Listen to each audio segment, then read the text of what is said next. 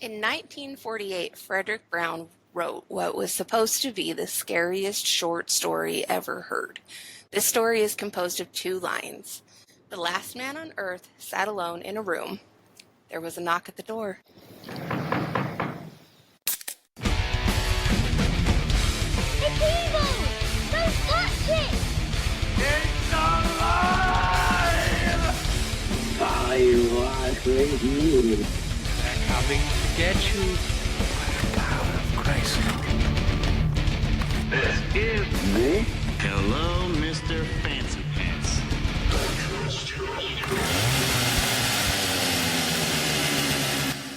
Hey guys, what's going on? I'm so lonely that I leave my phone on vibrate, and if I don't answer, just call me back immediately. Matt, Matt, are you Ronery? Are you so that's Ronery? my line, Matt. That's my line. Ronery and Sadry around. I'm Ronery. Just a real Ronery. So Ronery. Welcome back, guys, to another episode. Well, hello, Mr. Fancy Pants. Zach, what is going on? I am a meat popsicle. Still shit. Lindy, how are you doing? You know, I was just gonna steal a line from Todd, but today is a really weird day. I woke up to a bee sting on my stomach.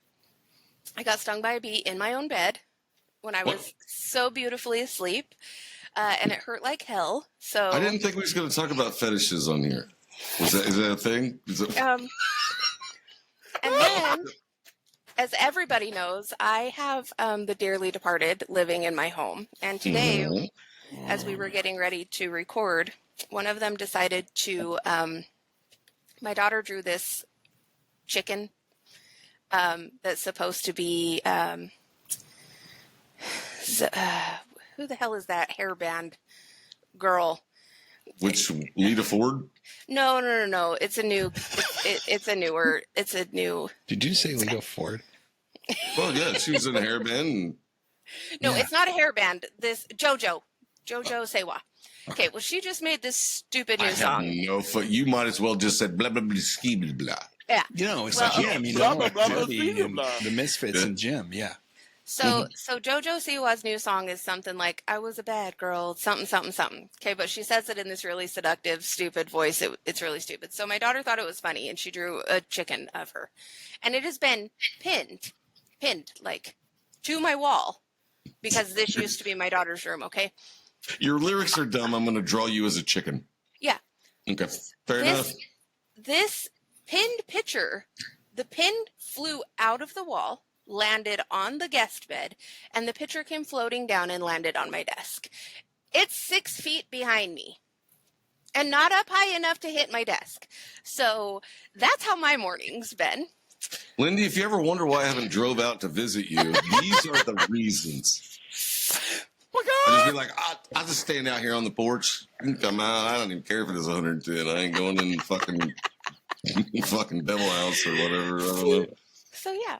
But with that, it is officially Summerween, and last weekend I started buying Halloween decorations because stores have them out. Oh, gentle Jesus. It is my time. Yep. Get them cheap. So Or today probably we thought cheaper. we thought we would kick off the spooky summer season with some short, scary stories. Loving it. Okay. Yes. So this is going to be an all four of us episode. Well, Hang on, somebody's calling me. oh, Young. Yeah. Todd, how are you? Yeah. We know there's bourbon in that mug. Don't you fucking try to fake anything. Where are these voices coming from, and why am I the only one that hears them? I don't know. You live in a way more haunted area than I do, so Don't. We're not talking about it. Don't bring it up. I'd bring it up. The Todd area? abides. The Todd abides. All Okay, right. so what area is he abiding in? Shut up, Matt. Moving Okay. along. Fair enough. He can neither confirm Nah. nor Okay. deny. No, there's a whole lot of confirmation and a whole lot of denial. Yeah. Mm-hmm. Yep. Who's going first with their story? I think you should go first. Okay. I'm that easy, ladies.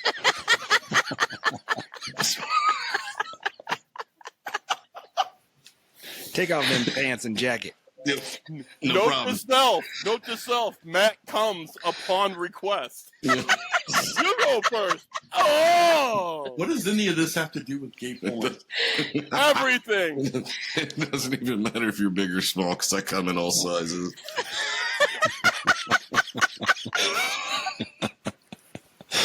Oh, shit balls. And this is what happens when all four of us are together. No. Gets a little carried away. Okay. This story, it's creepy, so I'll just read it. Okay. 1903 in Clifton, Virginia. It wasn't West Virginia, because what would we say if it was? West Virginia. Roads. An asylum Fucking was people. built. An asylum was built, but it wasn't actually built as an asylum. It was during the Civil War, so it was like a hospital kind of thing. So after the Civil War, they started to move, like they turned it into asylum. And if you've ever seen any of the videos that you can actually watch of these old asylums and the way that people were treated, it was Terrifying. yeah. If you weren't crazy when you went in, you sure as a fuck would be when you was in there. Oh, yeah.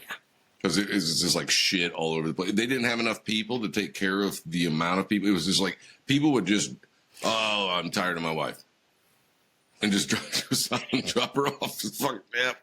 The There you go. typical, they say the typical I like staff when you're to painting patient. shit on the walls. I mean, I'm down. Oh, shit on the walls. Yeah. Oh, yeah.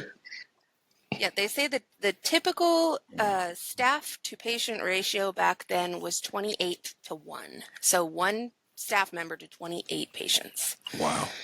And there would be upwards of like 1,000 people in it. So it was just Vile. Yeah. So Smells delicious. Come to the bars and get your meds. yep. And it was after the Civil War that people started actually moving to this place because it was a nice area. They had built this asylum back in the woods, but people wanted to start living there. So people started moving in, building houses. And, well, know your location, motherfuckers. But they started a petition to have the nut jobs relocated. Well, you moved there. You knew they were there. But and it passed.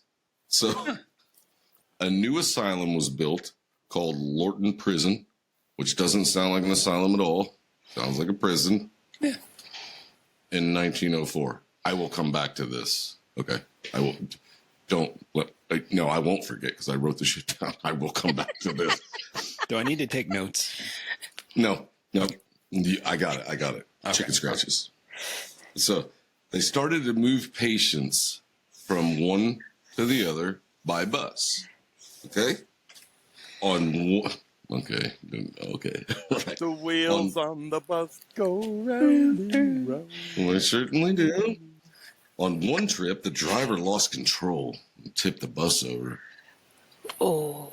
And they all escaped out into the woods. So fucking Halloween, isn't it? That's like the movie Halloween. Yeah. That's it. The plot of So- Halloween. Yep.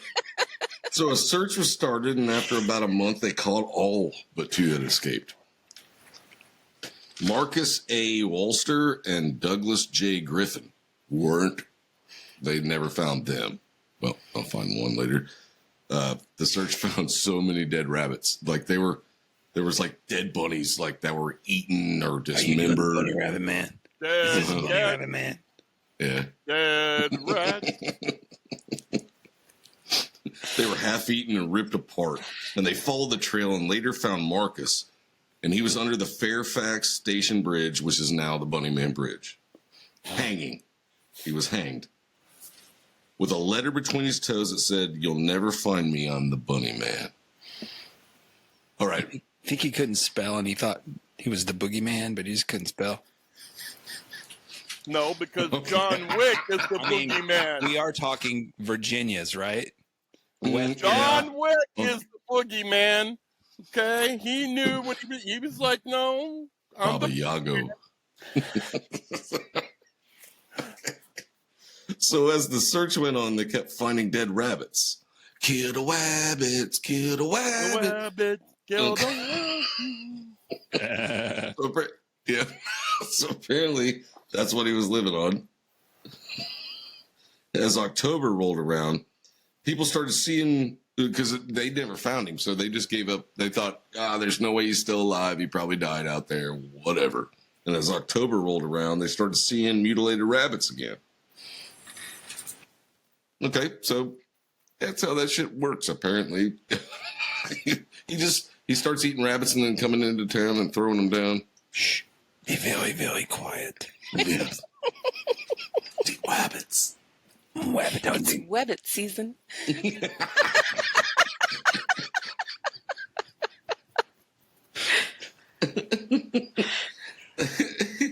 So on a Halloween night in 1905, a few kids went to the bridge to have a black mass to Satan.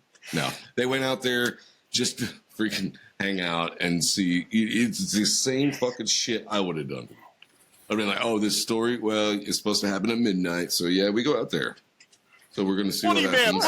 Bunny man. Of course, that's what I was just thinking. So they go out there. They go out there 3 times. They go out there to drink and have fun and dick around. So all the kids left except for 3. And there was 2 boys and a girl. And they were trying to have a threesome. Most likely a London, legit. London Bridge situation. Yeah.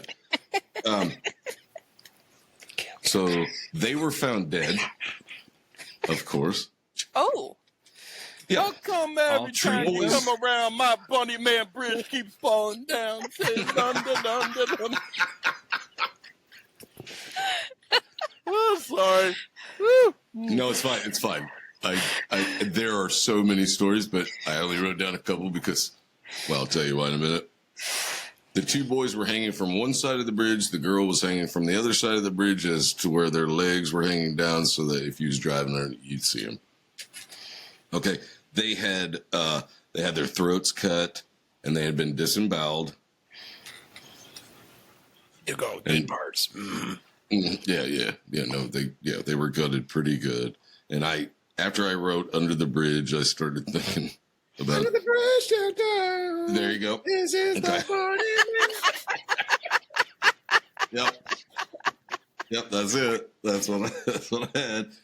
But I tried to look up the names, and there's some of the stories I listened to. They had names, but if you try to look them up, there's not really anything. There's no weight to this motherfucker. I think the idea of a dude, a crazy motherfucker in a bunny suit with an axe running around is fucking terrifying.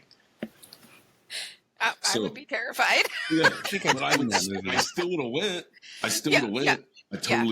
totally would have drove out there. It'd been like, Halloween night at midnight. Yeah. I used to have a bunny suit. Yes, you did. So, but people to this day still say they see the bunny man. Like there's all these stories. So every Up time and down the bunny trail, hippity hoppity. So story after story of the same shit happening when these kids go out there like we do. And I wonder if the stories aren't just to like try to keep teens from going out there for some reason, but that's not going to stop them. That's going to make them want to go, right? Yeah, exactly. Yeah. Exactly. Okay. Like, watch any scary movie ever. Right. Yeah, that's exactly what you're going to want to do. I mean, right now, at my age, I want to go out there at midnight and just see if, because they would say something about you're not going out there to drink beer and get laid. You're going to go out there with a freaking Glock and probably a sawed-off shotgun. which you don't have. Well, I don't have a solar shot. I lost it in a boating accident. In Texas. Yeah, I don't have one of those. Yep. Oh, yeah. Okay. So, lights at midnight is kind of the thing that there was one where there's a group of kids out there and one girl didn't want to get too close to the bridge because she was actually scared. So she kind of stayed away. And she's the one that got it. She said there's no.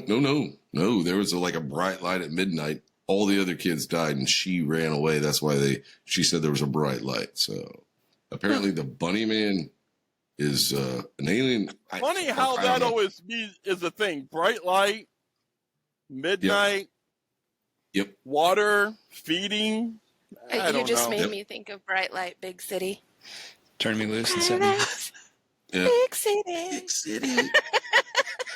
So, sorry. Remember, I know this story wasn't very long, but remember how I said that in 1904, the new asylum called London Prison was built? Mm-hmm. It wasn't built till 1910. Oh. Yeah. So I started looking into shit. I was like, when was that built? Because I forgot. And I was like, when was that? Like, what? No, nah. Okay. Bullshit. But still, it's so cool. they just decided to have a free range asylum and like, hey, let's just set them loose and see what happens. Well, the asylum was real. But I bet most of them were escorted out the back door on fucking planks. Yeah. Yeah. That's more how that worked because bullets are cheaper than fucking dealing with it. Yeah. Especially then. Yeah. So that's just as scary as the fucking bunny man. But I did that for Drew because she was like, "Did you ever hear about the bunny man?" I'm like, "Yeah," and I listened to it. But if you listen to like the creepypastas and stuff that people have wrote, there's some pretty fucking good ones. Mm-hmm. But I mean, it's just not real, but it's still fun. Or is it? Want to believe. Foxy.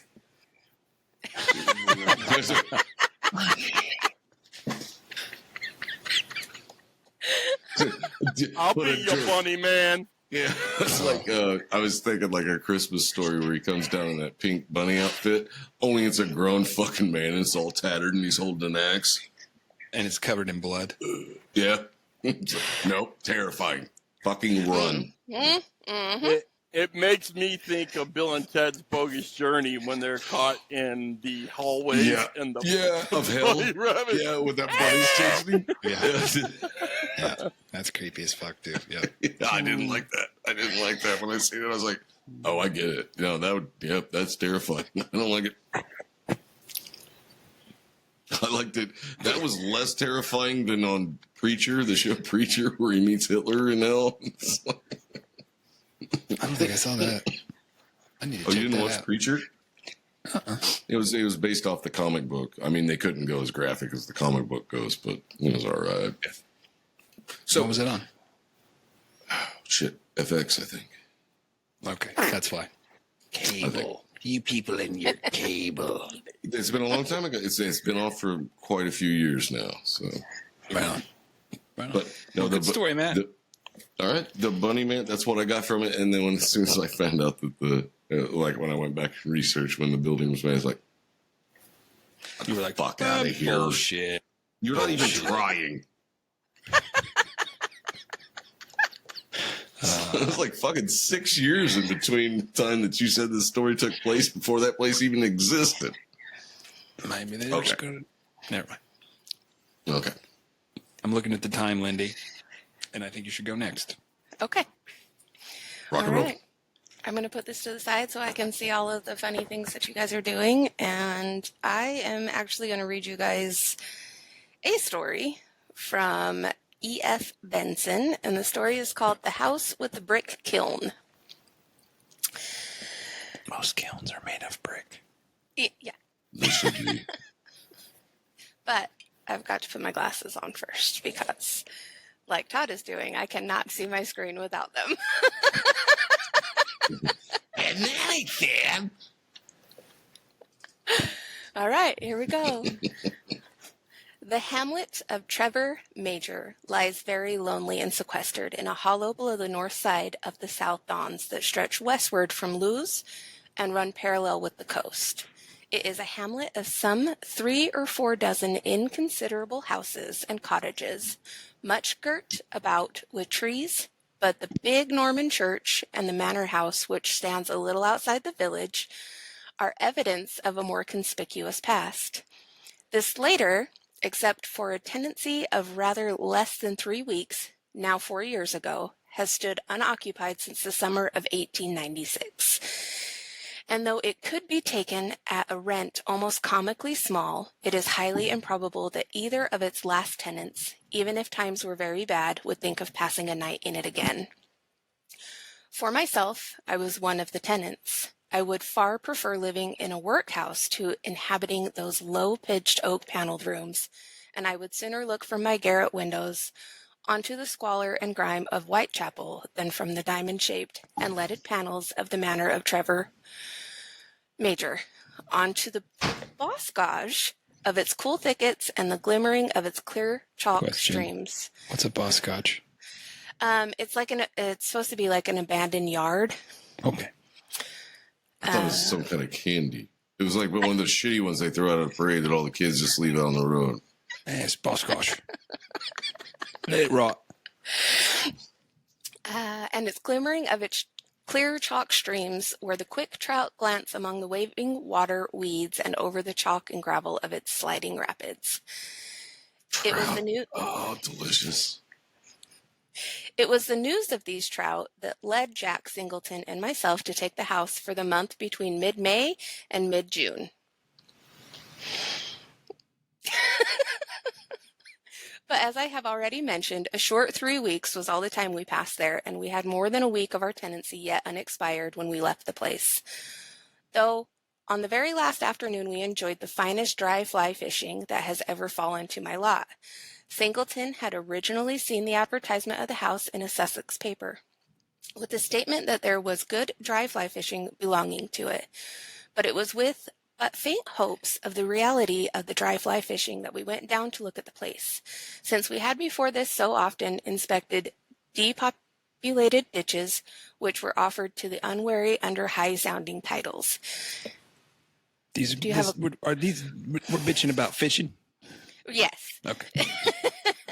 Right now we fishing, there's no reason to be angry about anything, even if they're not Right. biting. Sometimes that's the best. Mm-hmm.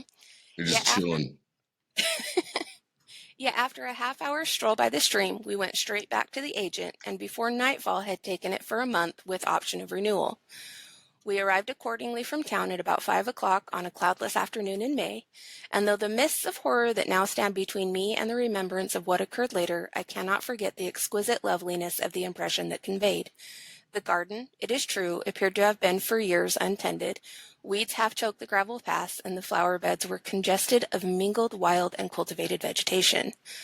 It was set in a wall of mellowed brick in which snapdragon and stonecrop had found an anchorage to their liking, and beyond that there stood sentinel a ring of ancient pines in which the breeze made music as of a distant sea.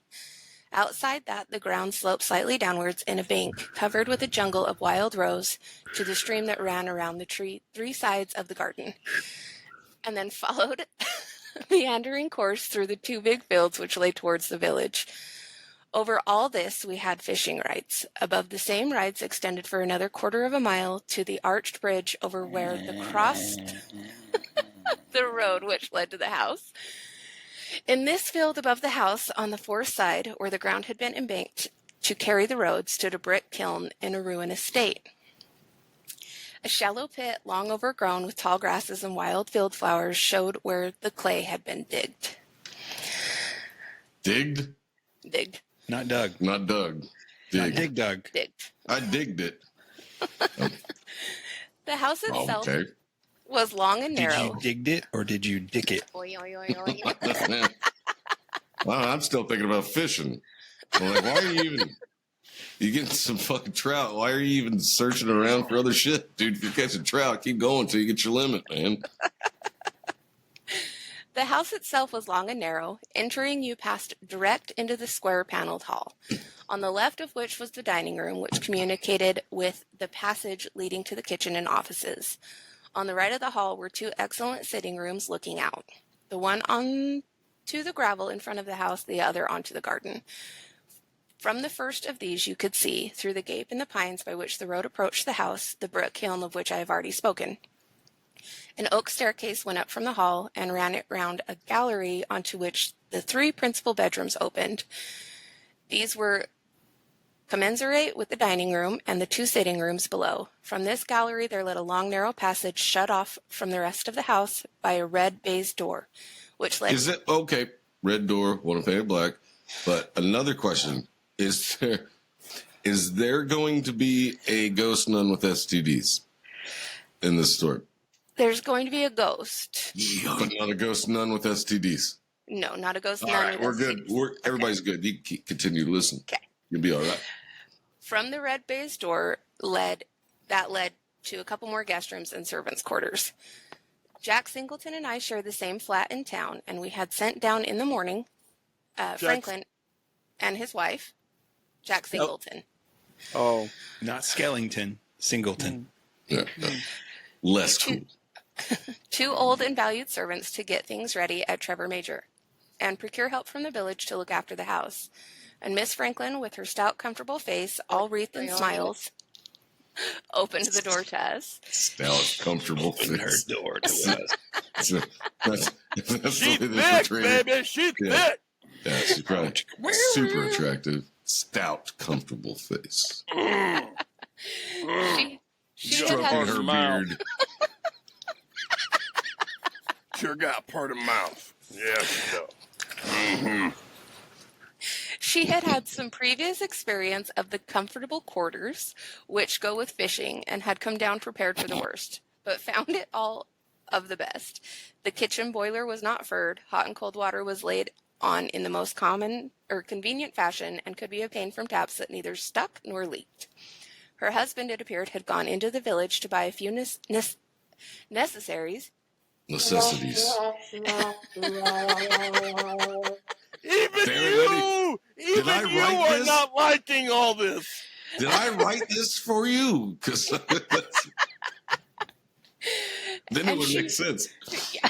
And she brought up tea for us and then went upstairs to the 2 rooms over the dining room and bigger sitting room, which we had chosen for our bedrooms to unpack. The doors of these were exactly opposite one another to the right and left of the gallery, and Jack, who chose the bedroom above the sitting room, had thus a smaller room and the second sitting room unoccupied. All work Next and no is- play makes Jack a bad dull boy.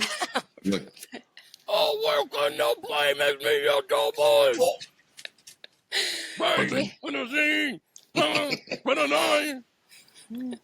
We had a couple of hours fishing before dinner, each of us catching 3 or 4 brace of trout, and came back in the dusk to the house. Franklin had returned from the village from his errand, reporting that he had got a woman to come in to do housework in the mornings, and mentioned that our arrival had seemed to arouse a good deal of interest. The reason for this was obscure. He could only tell us that he was questioned a dozen times as to whether we really intended to live in the house, and his assurance that we did produced silence and a shaking of heads. But the country... Yeah, if so, you guys really plan on living here? Yeah. Ooh. I'd be like, what do you Hey, mean? Miss ooh? Lindy. What does Miss ooh Lindy? mean? Yeah? I'm not a smart man, but I know what a really long story is. We're halfway through. All right. Okay. It's getting to good shit now.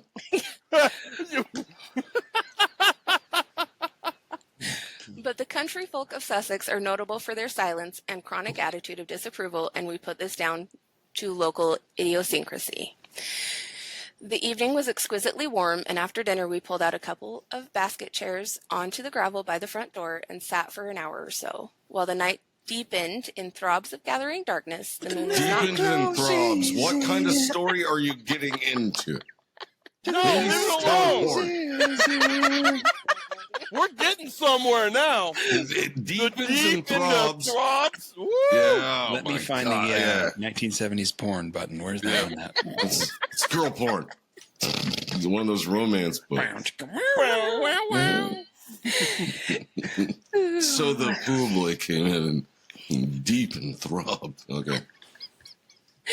Oh, I forgot where I was. The moon was Oh, stable boy, farm boy. Tis our job. Wish. The moon was not risen, and the ring of pines cut off much of the pale starlight, so that when we went in, allured by the shining of the lamp in the sitting room, it was curiously dark for a clear night in May. And at that moment of stepping from the darkness into the cheerful of the lighted house, I had a sudden sensation to which, during the next fortnight, I became almost accustomed, of there being something unseen and unheard, dreadful, near me. In spite of the warmth, I felt myself shiver and concluded instantly that I had sat out of doors long enough, and without mentioning it to Jack, followed him into the smaller sitting room in which we had scarcely yet set foot. It, like the hall, was oak-paneled, and in the panels hung some half-dozen of watercolor sketches, which we examined. Idly at first, and then with growing interest, for they were executed with extraordinary finish and delicacy, and each represented some aspect of the house or garden. Here you looked up the gap in the fir trees into a crimson sunset. Here in the garden, trim and carefully tended, dozed beneath some languid summer noon. Here an angry wreath of storm cloud brooded over the meadow, with the trout stream ran gray and leaden below a threatening sky. Lindy, I'm starting to lose it. Sorry, I'm coming. I'm almost there. No. Oh, are you almost there? Yeah, I already finished. Sorry to let you down again. It's fine. Just keep going. All right. Mac came first. While another, the most careful and arresting of all, was a study of the brick kiln. In this, alone of them all, was there a human figure, a man dressed in gray, peered into the open door from which issued a fierce red glow. The figure was painted with miniature-like elaboration. The face was in profile and represented a youngish man, clean-shaven, with a long alkaline nose and singularly square chin. The sketch was long and narrow in shape, and the chimney of the kiln appeared against a dark sky. From it there issued a thin stream of gray smoke. Man. Jack looked at this with attention. What a horrible picture, he said, and how beautifully painted. I feel as if it meant something, as if it was a representation of something that happened, not a mere sketch, by Jove. That's a queer thing, he said. See if you notice what I mean. With the brick kiln rather vividly impressed on my mind, it was not difficult to see what he had noticed. In each of the pictures appeared the brick kiln, chimney and all, now seen faintly between trees, now in full view, and in each the chimney was smoking. And the odd part is that from the garden side you can't really see the kiln at all, observed Jack. It's hidden by the house, and yet the artist F.A., as I see by his signature, puts it in just the same. What do you make of that, I asked. Fucking Nothing? asshole. That's what it is. F.A. Fucking asshole. Nothing. I suppose he had a fancy for brick kilns. Let's have a game of picket? Let's have a What guy the in fuck the is that? Is that like croquet? That's whoever loses the coin toss. I'm going to gets look to it up pick right it. now. What? Is that like... Is it Okay. P-I-C-K-E-T-T? P-I-C-K... or C-Q-U-E-T. P-Q. Ooh. So you play it like Pick this way. anyway. Pick way. Whatever it is, your pinky's out because they got a Q in there when it's not fucking necessary. Well, it's French, Matt. Just go draw me like Piquet. one of your French It's an whores, alcoholic okay? beverage made from adding water to leftover pumice. Oh. Yeah. It sounds Okay. delicious. They're drinking like low alcohol Pumice? spritzy wine. Like what you scrub your hands with? Pumice? That's swill. That's As what soon it as you says. said it was French, I just assumed that it was a game that It you says started that- and then just that- gave up. Pumice, this is that cakey looking thing after grapes have been pressed for winemaking. Oh. So these are like... So they so don't it's use the Mad Dog. juice. Yeah, it's Mad It's Dog Mad 2020. Dog. There we Yeah, go. there we now go. we got It's it. Mad Dog. Now we're on the game. We got it. Excuse me, Mogan David. A fortnight of our 3 weeks passed without incident, except that again and again the curious feeling of something dreadful being close at hand was present in my mind. In a way, as I said, I got used to it, but on the other hand, the feeling itself seemed to gain in poignancy. Once, just at the end of the fortnight, I mentioned it to Jack. Odd you should speak of it, he said, because I've felt the same. When do you feel it? Do you feel it now, for instance? We were again sitting out after dinner, and as he spoke, I felt it with far greater intensity than ever before. Yeah, no, Todd. Okay. When you're inside me, I feel nothing. Oh, great. Is it in yet? Is it in yet? Is it in yet? Got mine. Late. Well, here it says, and at the same moment, the house door, which had been closed and probably not latched, swung gently open, letting out a shaft of light from the hall, and as gently swung to again, as if something had stealthily entered. Yes, I said it. This dude is like a fucking pervert that wrote this. Everything, there's innuendos throughout this motherfucker all the way through. Lindy, I think you should finish this in a British accent. It'd be great. Do it in a British accent. Hold on. I'm gonna move. Okay, you go right ahead, Lindy. Whip up that accent. No, sir. Go on, do it. Yes, I said. Go on, I felt it then.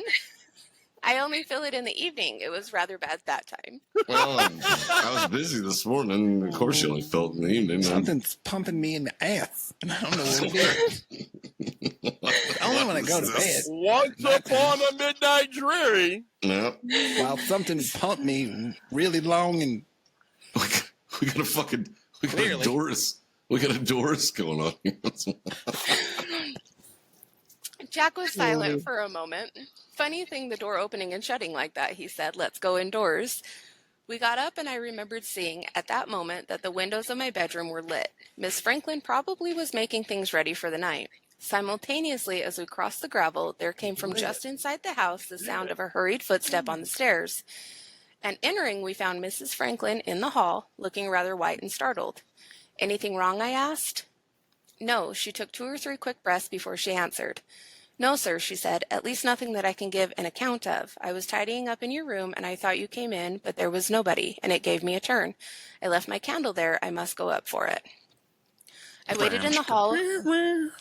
Oh, who was that? Oh, it was nobody. I waited in the hall a moment while she again ascended the stairs and passed along the gallery to my room.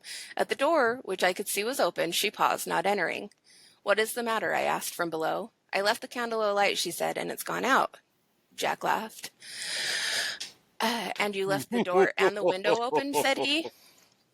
Yes, sir, but not a breath of wind is stirring, said Mrs. Franklin rather faintly. This was true, and yet a few moments ago the heavy hall door had swung open and back again. Jack ran upstairs. We'll break the dark together, Mrs. Franklin, he said. Candlestick. What are you talking about? Young Frankenstein. That's the climax of all this. When he's trapped. Hoot, Beck, the candlestick. there you go. You can do that. Put the That butt. was perfect. It's on the stick. He was my boyfriend. He went into my room, and I heard the sound of a match struck. Then, through the open door came the light of the rekindled candle, and simultaneously I heard a bell ring in the servants' quarters. In a moment came steps, and Franklin appeared. What bell was that? I asked. Mr. Jack's bedroom, sir, he said. I felt there was a marked atmosphere of nerves about, for which there was really no adequate cause. All that had happened of a disturbing nature was that Mrs. Franklin had thought I had come into my bedroom and had been startled by finding I had not. You're not 12, She man. had Come on. She had then left the candle in a draught, and it had been blown out. As for a bell ringing, that, even if it had happened, was a very innocuous proceeding. Mouse on a wire, I said. Mr. Jack is in my room right this moment, lighting Mrs. Franklin's candle for her. So I was lighting this bitch on fire, right? And he's like, Jack's up in my room, lighting that candle on that girl right now. Yeah. Jack came down at this juncture, and we went into the sitting room, but Franklin apparently was not satisfied, for we heard him in the room above us, which was Jack's bedroom, moving about with his slow and rather ponderous tread. Then his steps Then his steps seemed to pass into the bedroom adjoining, and we heard no more. I remember feeling hugely sleepy that night and went to bed earlier than usual, to pass rather a broken night with stretches of dreamless sleep interspersed with startling awakenings, in which I passed very suddenly into complete consciousness. Sometimes the house was absolutely still, and the only sound to be heard was the sighing of the night breeze outside in the pines, but sometimes the place seemed full of muffled movements, and once I could have sworn that the handle of my door turned. That required verification, and I lit my candle, but found that my ears must have played me false. Yet, even as I stood there, I thought I heard steps just outside, and with a considerable qualm, I must confess, I opened the door and looked out, but the gallery was quite empty, and the house was quite still. Then from Jack's room opposite, I heard a sound that was somehow comforting, the snort of the snorer. And I went back to bed and slept again. And when next I awoke, morning was already breaking and red lines on the horizon, and the sense of trouble that had been with me ever since last evening had gone. We were trying to do sound effects, Lindy. I'm sorry. The closest thing I've ever found is soap in your hands. Mm-hmm. Ooh. There you go. Heavy rain set in after lunch the next day, and as I had arrears of letter writing to do, and the water was soon both muddy and rising, I came home alone about 5, leaving Jack still sanguine by the stream, and worked for a couple of hours sitting at a writing table in the room overlooking the gravel at the front of the house. Is this where he gets the sunburn all over him? Yeah. Where hung the watercolors? By 7 I had finished, and just as I got up to light candles, since it was already dusk, I saw, as I thought, Jack's figure emerge from the bushes that bordered the path to the stream, onto the space in front of the house. Then, instantaneously, and with a sudden queer sinking of the heart, quite unaccountable, I saw that it was not Jack at all, but a stranger. He was only some 6 yards from the window, and after pausing there a moment, he came close to the window. There's a stranger in my house. So that his face nearly touched the glass, looking intently at me. In the light from the freshly kindled candles, I could distinguish his features with great clearness, but though, as far as I knew, I had never seen him before, there was something familiar about both his face and figure. He appeared to smile at me, but the smile was one of inscrutable evil and malevolence. And immediately he walked on, straight towards the house door opposite him and out of sight of the sitting room window. Now, little though I liked the look of the man, he was, as I have said, familiar to my eye, and I went out into the hall since he was clearly coming to the front door, to open it to him and learn his business. So without waiting for him to ring, I opened it, feeling sure I should find him on the step. Instead, I looked out into the empty gravel sweep, the heavy falling rain, the thick dust. And even as I looked, I felt something that I could not see push by me through the half-open door and pass into the house. Then the stairs creaked, and a moment after, a bell rang. Franklin is the quickest man to answer a bell I have ever seen, and next instant he passed me going upstairs. He tapped at Jack's door, entered, and then came down again. He's hungry and ordered a pizza, so of course he heard a bell raise. Delivering in 20 minutes or less, so it's free. Feel like it was an hour ago I ordered this damn thing. I'm gonna throw down on this bad boy. Mr. Jack still out, sir? He asked. Yes, his bell ringing again. Yes, sir, said Franklin quite imperturbably. How's that? Oh, imperturbably. There you go. All right, I don't know what that means, but okay.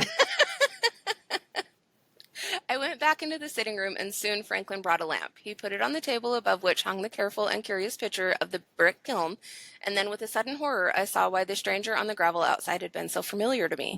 In all respects, he resembled the figure that peered into the kiln. It was more than a resemblance, it was an identity. Uh-oh. And what? Was somebody burnt in that motherfucker? Never mind. Okay, go ahead. And what had happened to this man who had inscrutably and evilly smiled at me, and what had pushed in through the half-closed door? At that moment, I saw the face of fear. My mouth went dry, and I heard my heart leaping and cracking in my throat. The face was only turned on me for a moment, and then away again, but I knew it to be the genuine thing. Not apprehension, not foreboding, not a feeling of being startled, but fear, cold fear. And then though nothing had occurred to assuage the fear, it passed a certain sort of reason usurped. For so I must say its place. I had certainly seen somebody on the gravel outside the house. I had supposed he was going to the front door. I had opened it and found he had not come to the front door. Or, and once again, the terrors resurged. Had the invisible pushing thing been that which I had seen outside? And if so, what was it?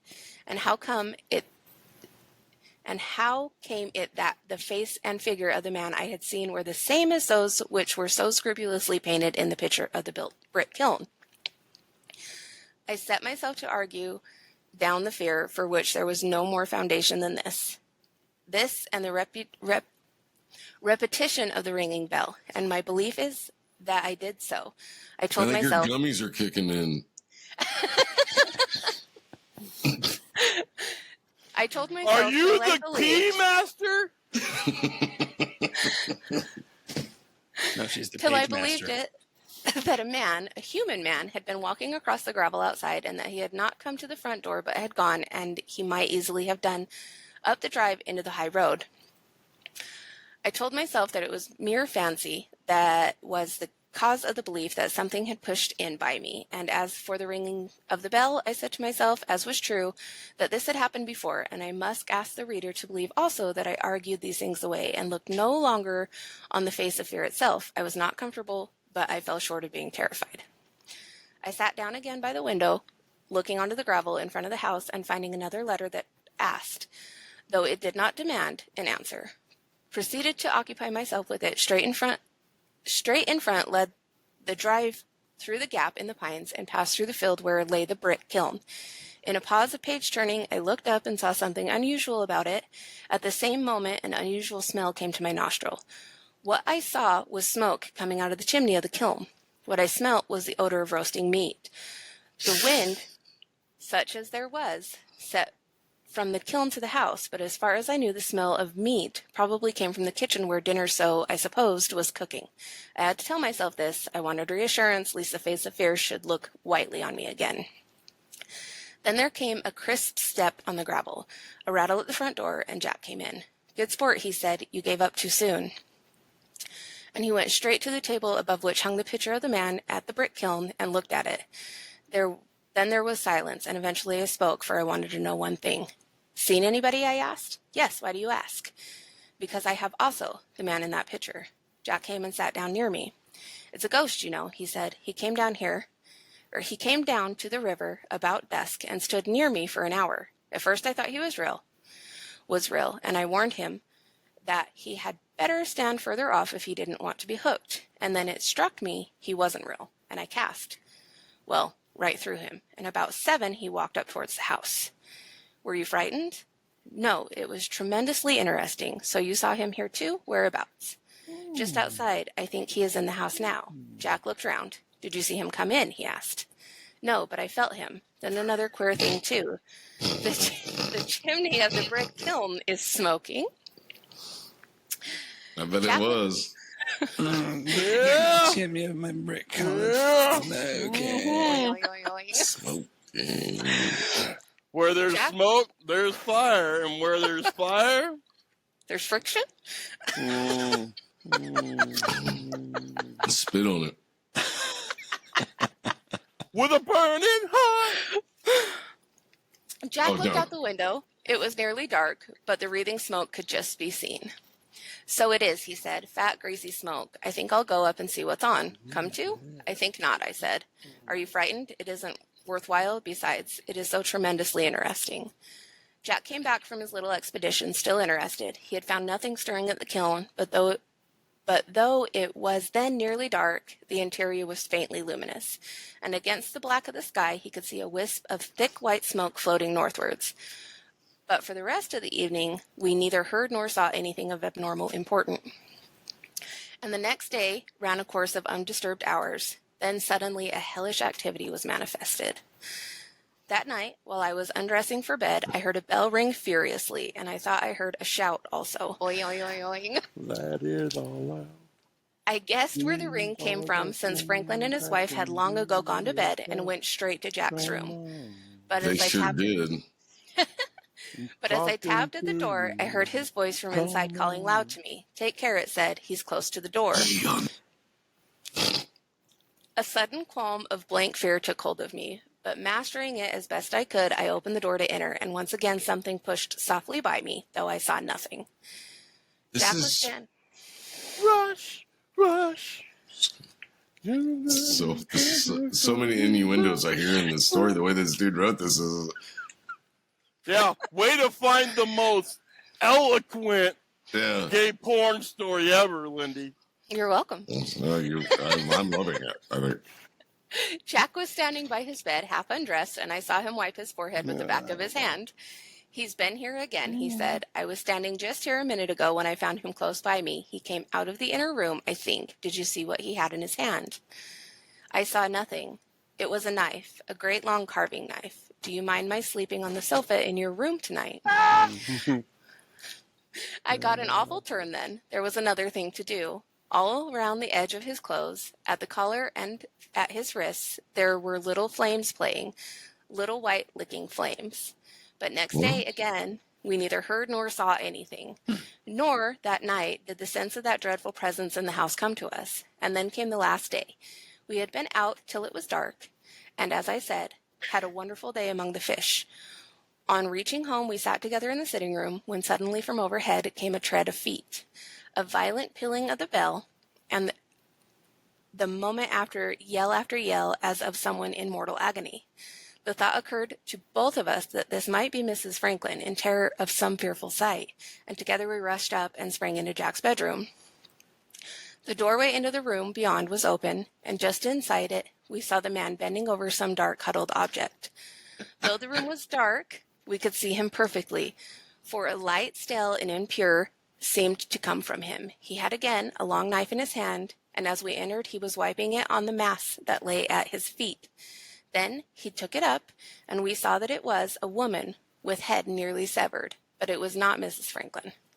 And then the whole thing vanished, and we were standing looking into the dark, empty room. We went downstairs without a word, and it was not till we were both in the sitting room below that Jack spoke. And No, seriously, how fucked He up said, if you were staying... No wind to hold him. Yeah. No wind to decapitate him. You're staying in a hotel motel. Please stay in a hotel. Holiday Inn. Yeah. But if you're staying in one of those places and you go up because you hear a noise and you open up a door and you see something that was reenacted, but it's not actually there, but it actually happened in the past, dude, I'd lose my shit. Jack spoke, and he takes her to the brick kiln, he said rather unsteadily. I say, Have you had enough of this house? I have. There is hell in it. About a week later, Jack put into my hand a guidebook to Sussex, open at the description of Trevor Major. Did you say Sussex or sex? I'm sorry. I'm sorry. Did you say the studio? I'm sorry. Did you say Jack put it in my hand? Yes, I did. That's not what I heard. Okay. I'm talking about Jack. Then slipping from your palm like a dry desert. And I read, just outside the village stands the picturesque manor house, once the home of the artist and notorious murderer Francis Adam. It was here he killed his wife, in a fit, it is believed, of groundless jealousy, cutting her throat and disposing of her remains by burning them in a brick kiln. There we go. Certain charred fragments from around 6 months afterward led to his arrest and execution. So I prefer to leave this house with the brick kiln and the pictures signed F.A. to others. Good story. Fucking asshole. I was going to ask you, I don't know, about 15 minutes in if I could get a ride, Lindy. Sorry. I told you mine was a longer story, and you know that I pick old ones. That's great. It was fun. Imperturbable is... You need to read the room and your audience. Imperturbable means wow. calm, by the way. I Matt. did. It's all right.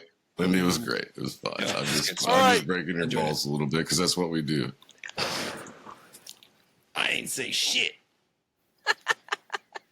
I did. No, you just snored. I didn't snore. Well, that was I was Todd. pushing buttons. No, that was I Todd. was looking for my cues. Oing, oing, oing. Well, we are almost an hour in, so Todd, why don't you wrap this bad boy up? What do you got for us? Well, in true me fashion, I'm not telling a story. I have a poem / limerick to the WWWs. The wonderful witchy women. Ooh. Say the names, Matt. Say the names. Was, Winona Ryder, Rosario Dawson, Kate Mira, yep. Scarlett Johansson. We'll get them all in there, buddy. We'll get them all. Yeah. All right. Take me down to the Halloween city where the goth girls roam with pumpkin-sized titties. In the dusk of night, under moonlit skies, their beauty enchants with a mysterious guise. Pumpkin lanterns aglow in the dark, casting shadows in the abandoned parks. Whispers of spells in the autumn breeze as they dance along, drinking their twisted teas. Their black lace and velvet attire conceal no secrets and fuel desire. Mm-hmm. Eyes like midnight, deep and profound. In their presence, a lot of masturbation is found. In this city where Halloween reigns, the goth girls hold bewitching chains. Their spirits wild, untamed, and free. A haunting allure for all to see. Nicely done. I loved every second of that. Tim Burton needs to make something with it. Well, he... Live action. Mm-hmm. Live action. With the cast that we've decided upon. Quite literally, Paradise City came on, and I was just like, what in the fuck is Summerween, man? And then it was just like, woo, take me down to the Halloween city where the goth girls roam and they got pumpkin-sized titties. I'm rolling with it. I'm rolling with it. Start writing it down. Yeah. Loved it. Yep. Beautifully done. Yep. Big fan. Well, happy Summerween, everyone. Yep. We will see you next Zach, you week. didn't read a story. We're an hour in. We're good. Oh, well, all right. We're good. I'll save it for next Summerween. Or maybe it's Halloween. Yeah, mine's like 4 pages, so yeah. We'll save it. My Summerween is I could use another nap. so Rory. So Rory's every road. Just a real Summerween makes me feel fine. Blowing through the jasmine. Then do the business. Lindy. Lindy, do the business. Thanks for listening, and everybody, please like, rate, review, and subscribe. And if you could, please just give us some stars on Spotify. All right. 5 of those motherfuckers. You didn't have to type anything on Spotify. I keep saying this. Sasquatch nudes! Sasquatch pictures, nudes! stories. Sasquatch nudes! Stories of shit that's happened to you. Like if you just stumble upon this and you're like, listen to this, is like, nobody believe me. We will. Yeah. Mm-hmm. I mean, I'm the dickhead here, so but I would I'll give you a chance. Zach's a dickhead too. We're both dickheads. Yeah. Todd's a dickhead. Lindy's actually an asshole sometimes too. All right, we're all assholes, but we still want to hear your story. Yeah, We're not fucking assholes. Look at her with this false advertising shit. We're all assholes, but we're not fucking assholes, and we'd love to hear your stories. My ass. We are the Gen Xer podcast for Gen Xers. No, That's what we are. Take it or we are leave it. not. I am PC. a podcaster for incels and lonely old men. Yes. Don't bring up the incels, dude. No. Zach's gonna get pissed again. Look at I'm not even fucking ending. him. All right, Kermit. guys. Oh, Thank Kermit you the Frog. for hanging out. Hi-yo. Thank you for We will see you next week. Until then, I'm Zach. Spar. Lindy. I am a meat popsicle. Later. Leader. Bye. Okay, I love you. Bye-bye. It's evil! Don't touch it! I was with you. They're coming to get you by the power of Christ. This is Me? Hello, Mr. Fancy Pants.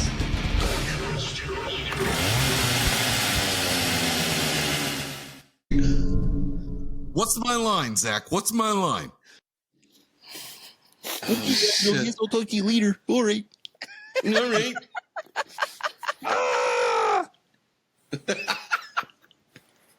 Wait.